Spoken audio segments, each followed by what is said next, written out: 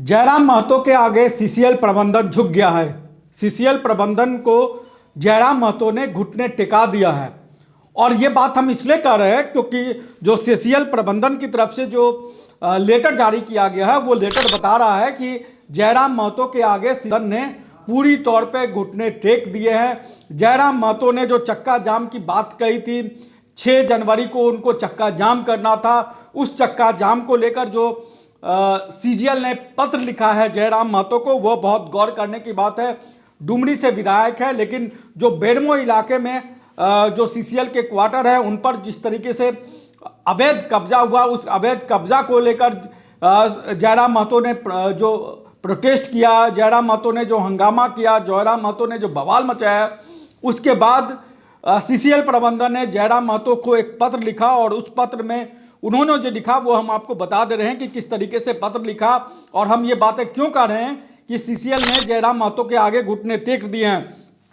CCL ने जो पत्र लिखा, जो सेंट्रल कोल फील्ड लिमिटेड है उसने जो पत्र लिखा, उसमें उन्होंने जयराम महतो को लिखा है कि सेवा में श्री जयराम महतो, अध्यक्ष विस्थापित संघर्ष समन्वय समिति बेरमो बोकारो, विषय आपके द्वारा दिए गए पत्र दिनांक 12/12/2024 के आलोक में वार्ता के संबंध में, यानी 12 दिसंबर को जो पत्र लिखा गया था उसमें वार्ता के संबंध में, महोदय आपके द्वारा दिए गए पत्र संख्या इतना और दिनांक 12 के आलोक में मुख्यालय के निर्देशानुसार दिनांक 7/1/2025 को अपराह्न 12 बजे से सीसीएल मुख्यालय रांची में नए भवन के दूसरे तल पर आपसे वार्ता हेतु आयोजित की गई है। यानी कि सीसीएल प्रबंधन ने जयराम महतो को 7 तारीख को बातचीत के लिए बुलाया है। अतः आपसे निवेदन है कि आप इस बैठक में भाग लेकर इसे सफल बनाएं।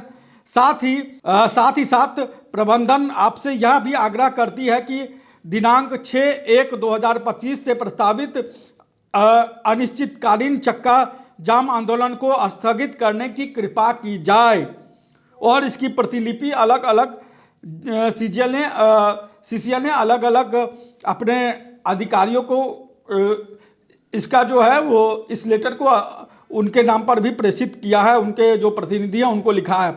और जो सीसीएल प्रबंधन आखिर क्यों जयराम महतो के आगे झुक गई ये भी बताना बड़ा दिलचस्प है, बड़े ज़रूरी है, क्योंकि वहाँ पर जो विस्थापितों की समस्या है वो बड़ी समस्या है। सीसीएल के इलाके में जिस तरीके से विस्थापितों की समस्या है और विस्थापितों की समस्याओं को लेकर जो है वह जयराम महतो ने सीसीएल हेडक्वार्टर के सामने धरना देने की बात कही थी, आंदोलन करने की बात कही थी। बेरमो जो बोकारो जिले के अंतर्गत आता है वहाँ पर आंदोलन करना था। और डुमरी के विधायक जयराम महतो ने ये कहा था कि कोयलेरी के सामने चक्का जाम किया जाएगा।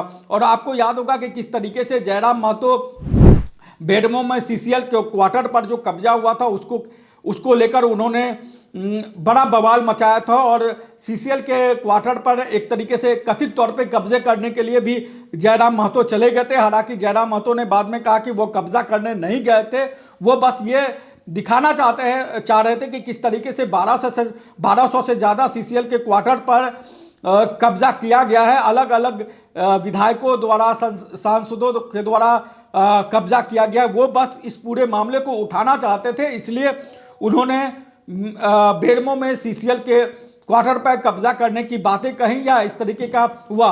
उस रात पूरी तरीके से पॉलिटिकल ड्रामा होता रहा। बेरमो के इलाके में पूरी तनातनी हुई। जो जयराम महतो हैं उनके और जो वहाँ पर थाना प्रभारी पहुँचे थे उनके बीच, खास तौर पे जो वहाँ थाना प्रभारी पहुँचे थे उनके बीच बहुत तू मैं वाली स्थिति हुई। और इस स्थिति के बाद जो है वो किसी तरीके से पुलिस के जो पुलिस बल थी वहाँ से एक तरीके से वो बैकफुट पे आए थे। पुलिस बल भी वापस आए, जयराम महतो भी उस इलाके से आए।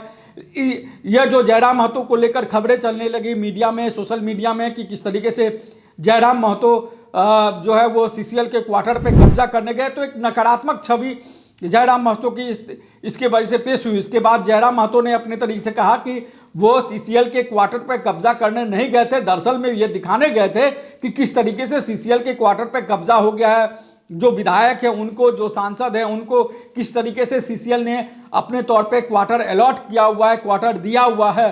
तो जिस तरीके से उनको क्वार्टर दिया गया उस तरीके से जयराम महतो को भी क्वार्टर दिया जाना चाहिए था, क्योंकि वो डुमरी से विधायक हैं और वो विधानसभा के सदस्य हैं, तो उनको उस नाते जैसे सांसद और विधायकों को क्वार्टर दिया गया वैसे ही उनको क्वार्टर और विधायक दिया जाना चाहिए। तो उन्होंने इसके बहाने विस्थापितों का भी मुद्दा उठाया और जो अवैध कब्जे हुआ है उसके बाद उसको लेकर भी मुद्दे उठाए। तो जयराम महतो ने जिस तरीके से सीसीएल के खिलाफ एक तरीके से मोर्चा खोल दिया, उसका असर यह हुआ कि सीसीएल ने जयराम महतो को 7 जनवरी को बातचीत के लिए बुलाया है और जो 6 तारीख को आंदोलन होने वाला था, जो जयराम महतो सीसीएल हेडक्वार्टर के बाहर आंदोलन करने वाले थे, उसको स्थगित करने दिया गया। तो सीसीएल ने जो प्रस्ताव दिया उसको जयराम महतो ने स्वीकार कर लिया और अब यह तय हो गया कि जो 6 जनवरी को जो सीसीएल हेडक्वार्टर के बाहर प्रदर्शन करने वाले थे जयराम महतो और उनके पार्टी के समर्थक, वो अब नहीं करेंगे।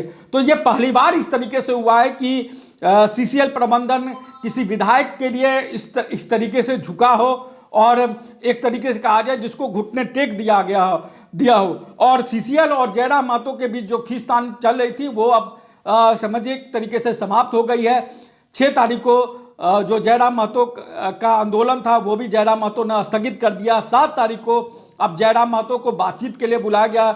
उस बातचीत में क्या निकलता है, क्या जो वहां पर विस्थापितों का मुद्दा है उसको लेकर क्या बातचीत होती है, क्या निष्कर्ष निकलता है, जो वहां पर कथित तौर पे अवैध कब्जे हुए हैं उसको लेकर क्या निर्णय होता है, क्या फैसला होता है, ये देखने की बात होगी। तो झारखंड के तमाम राजनीतिक खबरों के साथ हम आपके पास यूं ही आते रहेंगे। आप हमारे चैनल को लाइक करिए, सब्सक्राइब करिए, कमेंट करके ये बताइए कि जयराम महतो की राजनीति आपको कैसी लग रही है। नमस्कार, जोहार।